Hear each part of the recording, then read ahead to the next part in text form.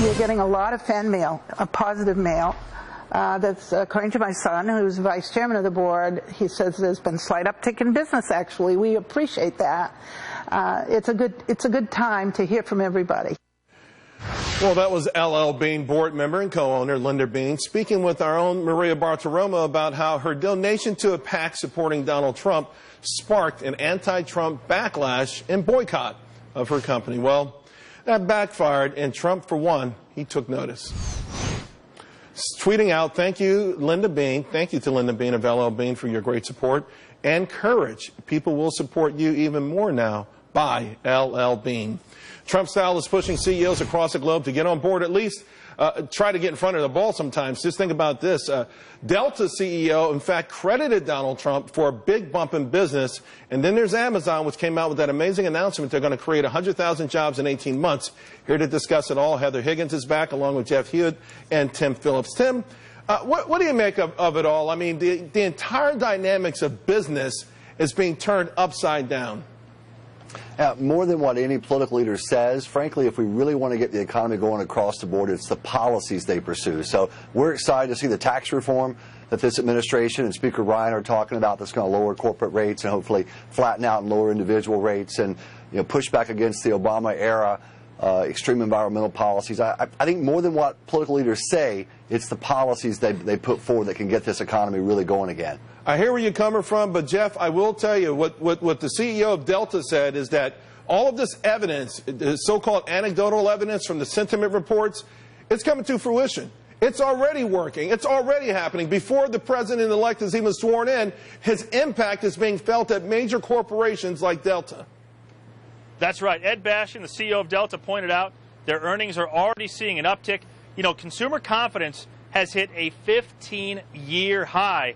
That basically encompasses the last two presidents that Donald Trump has already delivered more confidence to this country to go out about economic, basically the economic growth is coming in a better way than we've seen the last two presidencies. It's already hitting. We're seeing that in corporate profits. And with Linda Bean, I admire her courage. She made a personal contribution, and there are Democrat groups now trying to punish the company for what she did personally. But as she's seeing, they've already seen an uptick in sales. And I guarantee that Trump Nation will support LL Bean a lot. And myself, I'm going to go tonight and buy something to weather the cold in next week in D.C. Oh, man, I need a new pair of boots myself. Heather, the whole boycotting thing, I got to tell you, I've got a long list of stores I know I'm not supposed to go into. I think I have to hide my head in shame when I sneak into Target real quick, to buy something. But it is amazing, though, that they would specifically target this company because of the personal decision that an individual within the company made.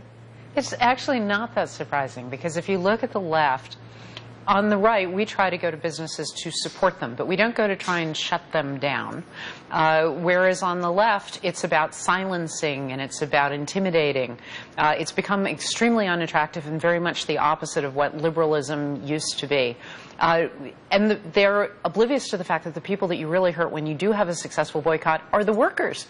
And Trump, as the champion of this, is being the champion of free speech and being the champion of workers. And you're going to see, as with all of these other recent instances, when he calls for a Trump Nation to come in, it's going to swamp and actually help the intended target of the boycott more than the people who were going to hurt it. Yeah, I think there's absolutely no doubt about that.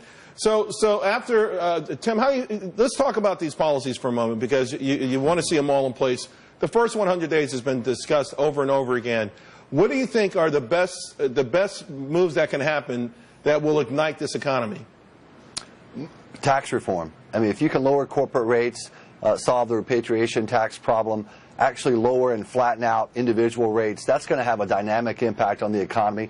I think President-elect Trump and Speaker Ryan and McConnell, I think they're going to get that done. It's so important. And we mentioned earlier the environmental policies that are so extreme that Obama pushed forward, the Clean Power Plant rules, and so much else. I think through executive orders and legislation, this Congress and this administration, the new administration, they can kickstart a lot of job creation by pushing back on those extreme environmental policies. And one other area, Obamacare, it's hurting millions of individual Americans, but it also has harmed business or job creation in businesses because of the rules and regulations and expenses Obamacare puts on them. You strip that back, repeal that onerous law that's failing individual Americans and hurting job creation.